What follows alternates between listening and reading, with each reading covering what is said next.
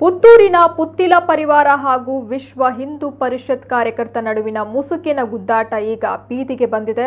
ವಿಶ್ವ ಹಿಂದೂ ಪರಿಷತ್ನ ನೂತನ ಜಿಲ್ಲಾ ಕಾರ್ಯಾಲಯದ ಭೂಮಿ ಪೂಜೆಯಲ್ಲಿ ಎರಡೂ ಸಂಘಟನೆಯ ಕಾರ್ಯಕರ್ತರ ನಡುವೆ ಚಕಮಕಿ ನಡೆದಿದ್ದು ಇದು ಹೊಡೆದಾಟದ ಹಂತಕ್ಕೂ ತಲುಪಿದೆ.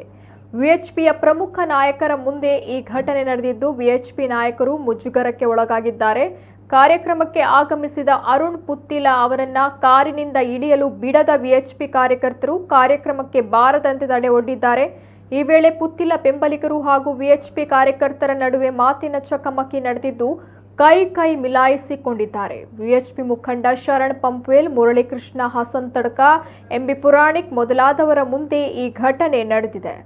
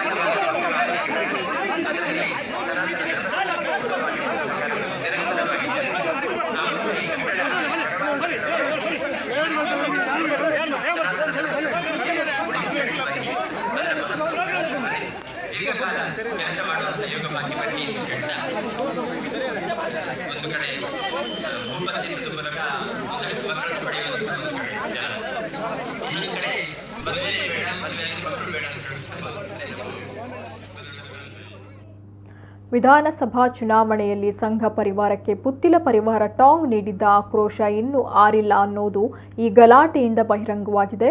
ಚುನಾವಣೆಯ ಸಂದರ್ಭದಲ್ಲಿ ಸಂಘ ಪರಿವಾರದವರನ್ನ ಪುತ್ತಿಲ ಪರಿವಾರ ನಿಂದಿಸಿದ್ರು ಅನ್ನೋ ಆರೋಪ ಇತ್ತು.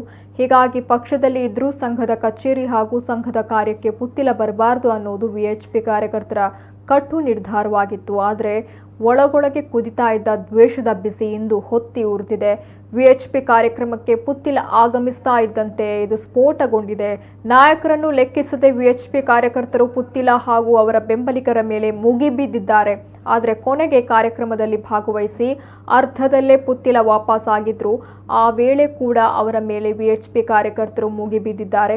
ನಾನೊಬ್ಬ ಸಂಘದ ಕಾರ್ಯಕರ್ತನಾಗಿ ಹಲವು ಜವಾಬ್ದಾರಿಯ ಕೆಲಸ ಮಾಡಿದವನು. ಆದರೆ ಏಕಾಏಕಿ ಈ ರೀತಿ ಯಾಕೆ ಮಾಡಿದ್ರು ಅನ್ನೋದು ನನಗೆ ಅರ್ಥವಾಗಿಲ್ಲ ಅನ್ನೋದು ಪುತ್ತಿಲ ಪ್ರತಿಕ್ರಿಯೆ ನೀಡಿದ್ದಾರೆ.